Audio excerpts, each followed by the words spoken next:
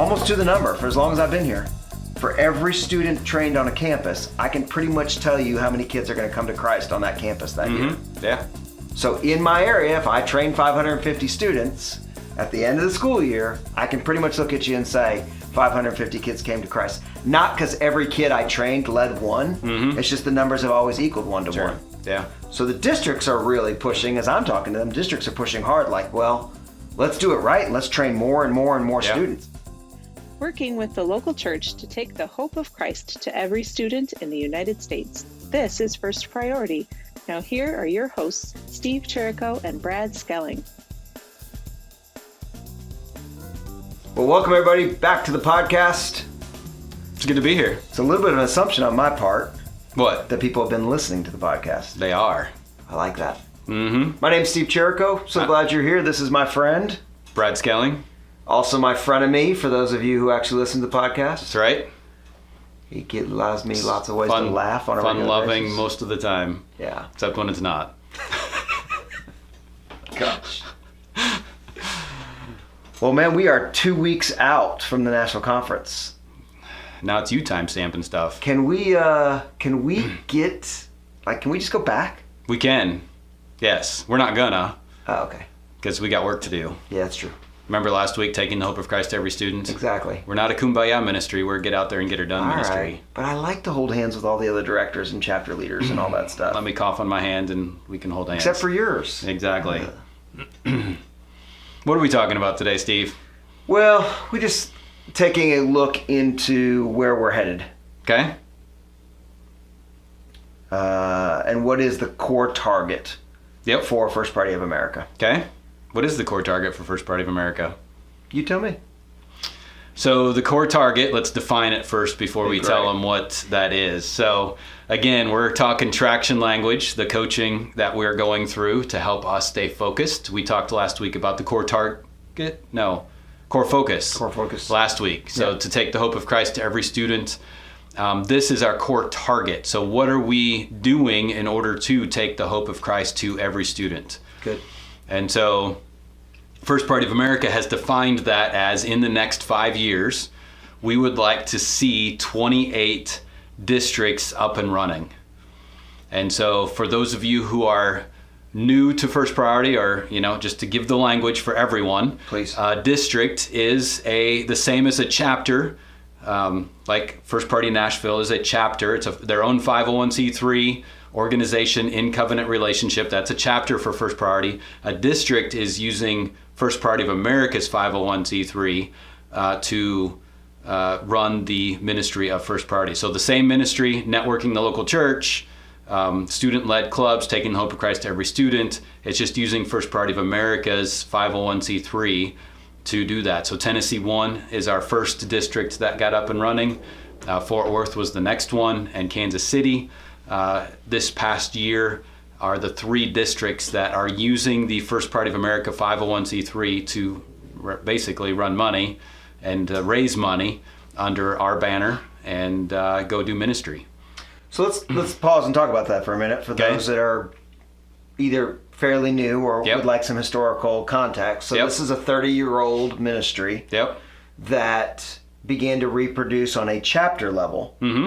And the beauty of that was you were creating something new in your community. The downfall of that was the systems of support lacked. Correct. And they lacked for a long time. Best of intentions. And so we have these really strong models. J.D. Simpson, South Mississippi, 20 plus years. Birmingham, climbing close to 30 years, right? These really strong models where they had the leadership to figure it out. But then we got a ton of other organizations. I tried to make a list the other day, and it was pretty long, actually. Sure. Where we had a really good leader, but the systems of support weren't there the way they should have been. And so that leader eventually didn't last. Because they were trying to do it on their own. That's right. Right. It was a one pony show, one man show, right? And so what the First Party of America model is at this point is providing systems of support all the way through the process. That's right. And actually having a system where we can replicate something that has been done really well by 22 existing chapters. That's right. Which we'll talk about a little bit later. So we've got 3 in place right now. I'll repeat them again. Kansas City, Fort Worth, and East Tennessee. That's right. Right. Those are our 3 existing. What's the thought in the 5-year plan? What's the next 3 look like? Where are we looking at? Where are we looking at? Yeah, where and what? Go ahead. Well, I mean, the list is not clear because the first step is raising funds to do that, then hiring staff and walking through that process. But, we've got some leads in the Ozarks, Springfield, Missouri, Northwest Arkansas area. Jeff Stanford. I don't mind putting a name on that one. There you go. Like yep. And there's another person as well in Northwest Arkansas. Her name is Christina, who's rising up there. I've not met her yet. Yep. We've got Central Virginia. Beth has been over there running a few clubs, kind of just, I guess, biding her time, waiting for the process to come to raise funds, because Warren has been actively trying to raise funds over there. We've got some interest in Orlando. Again, there's always been that Orlando's been on the list for 10 plus years. Yep.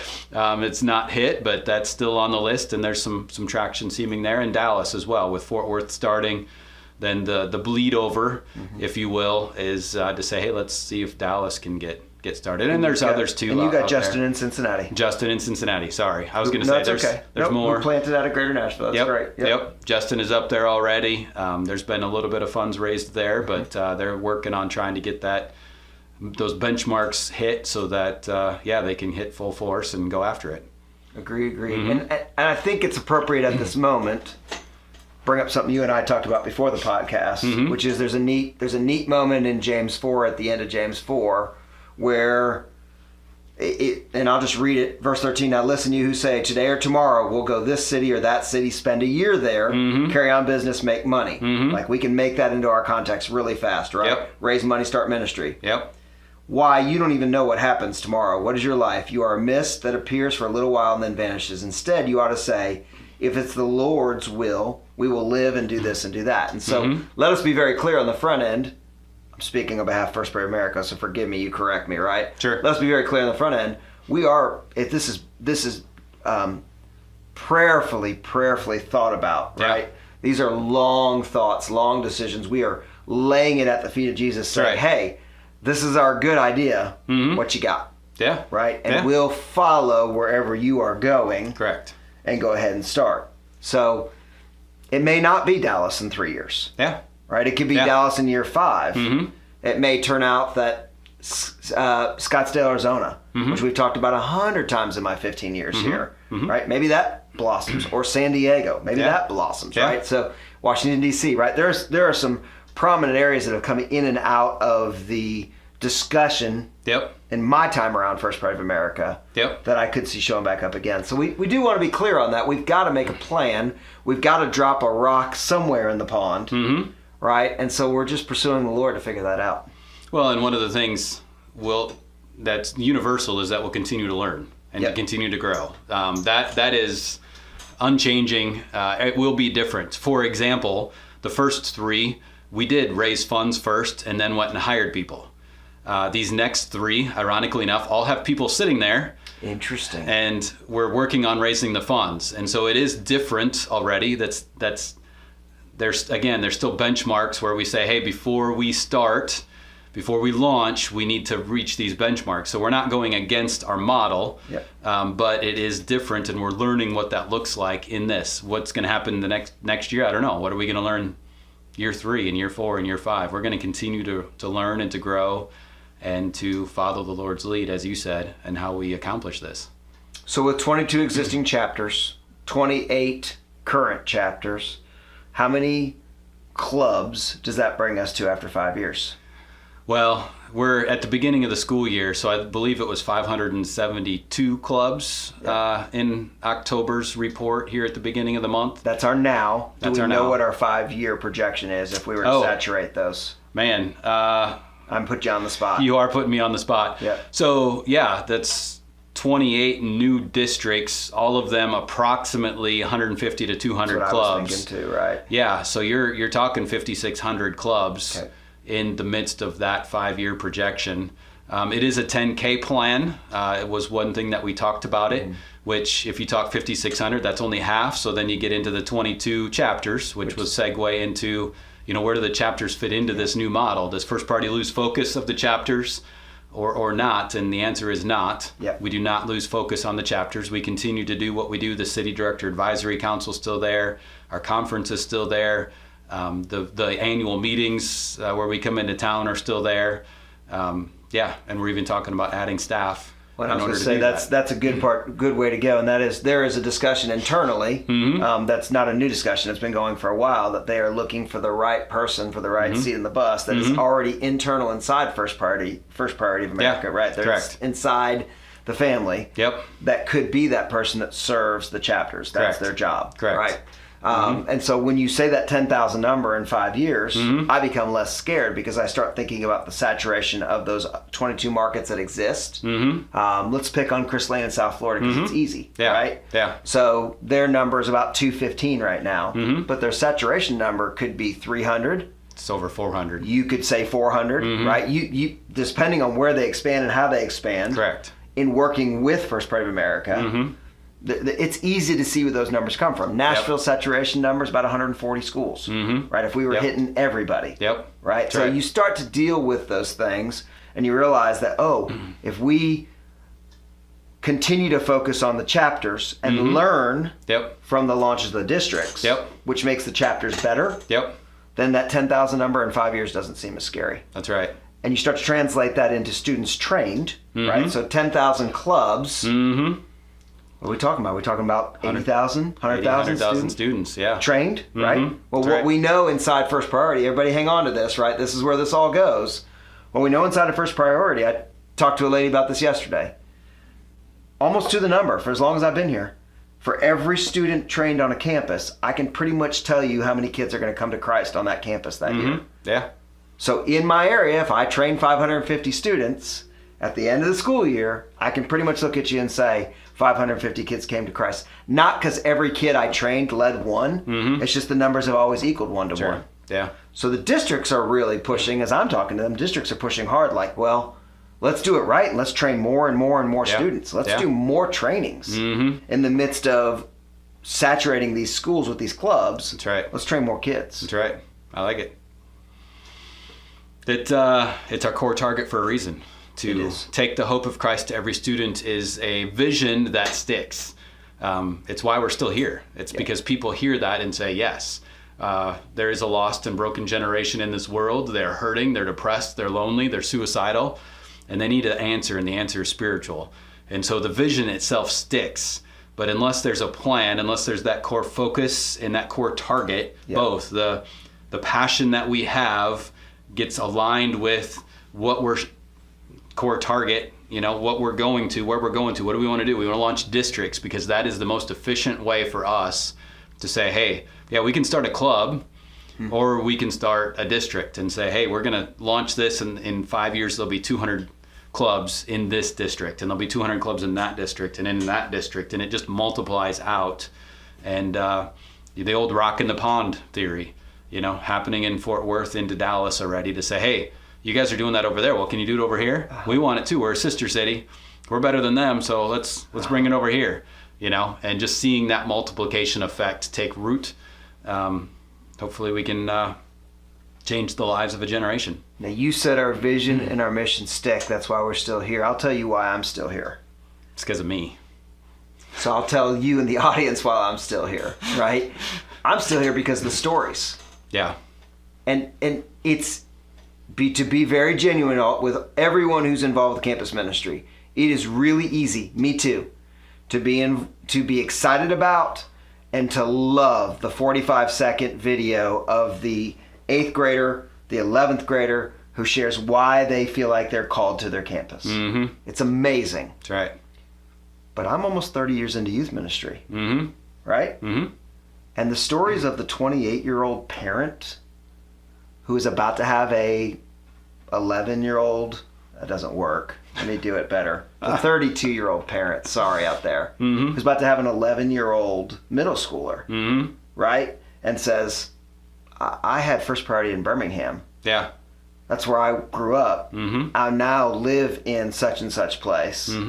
And I want to be involved in my kid experience the same thing because it's where I came to Christ. That's right. Or it's where I went from being a churchgoer to a formed believer. That's right? Mm-hmm. There are multiple stories like that happening in both the districts and the chapters right now. That's right. That we've heard inklings of before, but I feel like I'm hearing more and more and more of them than ever before. Yeah. That story keeps me here. It's good. Because it's generational. That's right. It's good. It's true. Yeah. The fear of the Lord is the beginning of wisdom, and His wisdom is passed down father to son. It's not generation to generation. Generation to generation. You know, the programs are good. First Priority is a program when it comes right down to it, but it is that generational influence that really changes lives. Yeah. So we don't do this very often, but I actually have an ask from this podcast, and I didn't get it approved from him, and it is what it is, right? Mm-hmm. But I'm thinking about our audience, who is, to our good fortune, listening from all over across the country. Yep. If you are connected to someone in one of the areas that we spoke of, even just thought about out loud, right? I would love for you to take a moment, text Brad, text me, email us, steve@fpamerica.com, brad@fpamerica.com, and just say, hey, when the time comes, if you really do go to Scottsboro, these are my 3 friends who I went to school with, right, that love the Lord, that are passionate about it. Some may be in youth ministry, some may just be tech guys that own businesses, right, whatever it is. Yeah.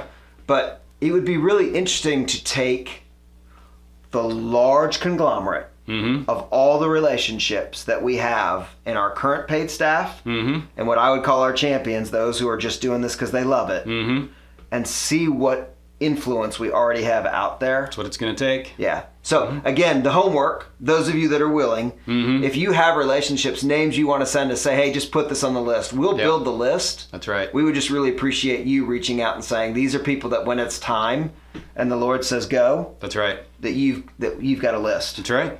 It's it's the only way. It's what we do is network to people and through people and try to share this vision and see where it sticks. And see what sticks with. And the salesman in me says nothing better than referrals. That's right. That's right. Yep. Cool. Well, thanks, Jericho. Another good discussion. That's a great discussion. Yeah.